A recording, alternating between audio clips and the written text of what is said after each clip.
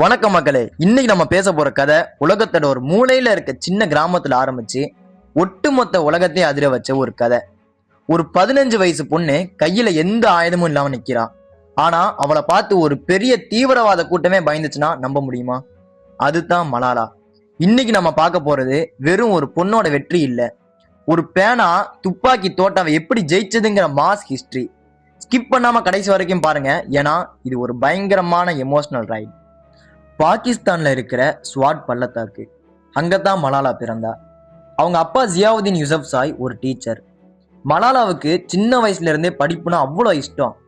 மற்ற பிள்ளைங்க விளையாடணும்னு ஆசைப்படுற வயசுல இவ ஒரு மூலையில உட்காந்து புக்கு படிப்பா. ஆனா அந்த அமைதி ரொம்ப நாள் நீடிக்கல. 2007 தாலிபன்கள் மெதுவா அந்த ஊருக்குள்ள நுழையிறாங்க. முதல்ல வந்து நாங்க உங்களை பாதுகாக்க போறோம்னு சொன்னவங்க போக போக அவங்களோட நிஜ முகத்தை காட்டுறாங்க. மெதுவா ஒவ்வொரு கட்டுப்பாடா போடுறாங்க. ஊரே ஒரு சிறைச்சாலை மாதிரி ஆரம்பிக்குது. அங்க ரேடியோ முல்லான்னு ஒருத்தன் இருந்தான். அவன் தினமும் ரேடியோல வந்து இதெல்லாம் செய்யாதீங்க அதெல்லாம் செய்யாதீங்கன்னு லிஸ்ட் போடுவான். முக்கியமா அவன் குறி வச்சது பொம்பளை பிள்ளைங்களோட கல்வியை தான். பெண்களை படிக்க கூடாது, அது தப்புன்னு அவன் சொன்னது மலாலாவோட காதுல விழும்போது அவன் ரத்தம் கொதிக்குது. ஒவ்வொரு வாரமும் பள்ளிக்கூடங்களை வெடி வச்சு தரமட்டமாக்குறாங்க. கிட்டத்தட்ட 400க்கும் மேற்பட்ட பள்ளிக்கூடங்களை தரமட்டமாக்குனாங்க. ஊரே பயந்து நடுங்குது. ஆனா மலாலா மட்டும் அவங்க அப்பா கிட்ட சொல்றா, அப்பா, அவங்க என் ஸ்கூலை வேணா இடிக்கலாம், ஆனா என் படிப்பு அவங்களால ஒன்றும் பண்ண முடியாது அப்படின்னு. மலாலாவுக்கு அப்ப 11 வயசு. பிபிசி உருது சேனல்ல இருந்து ஒருத்தர் வராரு. அங்க நடக்கிற கொடுமையெல்லாம் ஒரு டைரியா எழுத முடியுமான்னு கேட்கிறாரு. மலாலா ஒத்துக்கிறா. ஆனா பாதுகாப்புக்காக குல் மக்காய்ங்கிற பேர்ல எழுத ஆரம்பிக்கிறா. அவ எழுதுற ஒவ்வொரு வரியும் அனல் பறக்குது. இன்னைக்கும் என் ஃப்ரெண்ட்ஸ் ஸ்கூலுக்கு வரல, ஏன்னா அவங்க அப்பா அம்மா பயப்படுறாங்க. இப்படி அவ எழுதுனது உலகமே படிக்குது. தாலிபன்கள் தேடுறாங்க, யாரா அந்த குல் மக்காய், அவளை பிடிங்கடான்னு கத்துறாங்க. ஒரு கட்டத்துல மலாலா தான் அதுன்னு தெரிஞ்சிடுது. இவளை உயிரோட விடக்கூடாதுன்னு அன்னைக்கே அவங்க டெத் வாரண்ட் எழுதிட்டாங்க.